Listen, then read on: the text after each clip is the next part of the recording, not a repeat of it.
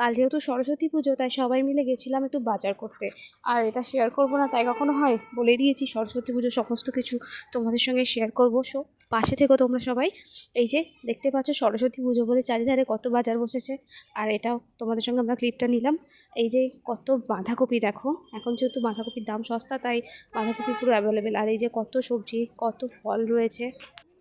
এইবার সরস্বতী পুজো দুটো তিথি অনুযায়ী হচ্ছে, অনেকে রবিবারে করছে, অনেকে সোমবারে করছে। তোমাদের সরস্বতী পুজো কোথায় কবে কী বারে হচ্ছে অবশ্যই জানিও। আমাদের কিন্তু সোমবারই পুজো হবে। তো চলো, এই যে দোকানে চলে এসেছি, একটু আলু কিনবো, বাজার করব, সেটাও তোমাদের সঙ্গে শেয়ার করছি। ওই জন্য যেহেতু সরস্বতী পুজো তাই প্রত্যেকটা দোকানেই বেশ জমজমাট রয়েছে, প্রচুর ফল সবজি রয়েছে। দেখো কত ফল রয়েছে, দোকানগুলোতে ভিড়ও রয়েছে। আমরা তিনজনে মিলেছিলাম, তো পুজোর জন্য দশকর্মা বাজারও করতে চলে এসেছি। আমাদের বাস স্ট্যান্ডে একটা গ্রহরাজের মন্দির আছে, সেটাও তোমরা দেখে নাও।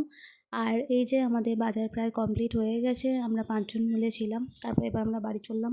ভিডিওটা ভালো লাগলে একটা লাইক করে দিও। ঠাকুর চলে এসছে, কালকে সকাল থেকে পুজো হবে, তো সেটাই তোমাদের সঙ্গে শেয়ার করে নিলাম। একটা আছে সামনে যে ঠাকুরটা রয়েছে, ওটা একটা অন্য পাড়ার ঠাকুর। আর এই যে পিছনে যে ঠাকুরটা, এটা আমাদের ঠাকুর। এই যে আমাদের পাড়ার সবাই মিলে ঠাকুরটাকে প্যান্ডেলের মধ্যে নিয়ে যাচ্ছে। যেহেতু ঠাকুরটা প্রচণ্ড ভারী, একা তো নিয়ে যাওয়া সম্ভব নয়, তাই সবাই মিলে একসাথে ঠাকুরটাকে প্যান্ডেলের মধ্যে বসাচ্ছে। ঠাকুরটা কেমন হয়েছে অবশ্যই তোমরা জানিও। তো এরপর ঠাকুরটা রাখার পর আমরা সবাই মিলে আলপনা দিয়ে দেবো, যেহেতু কাল সকালে পুজো হবে, সময় হবে না, তাই এক্ষুনি আলপনা দিয়ে দেবো। কেমন লাগছে দেখতে।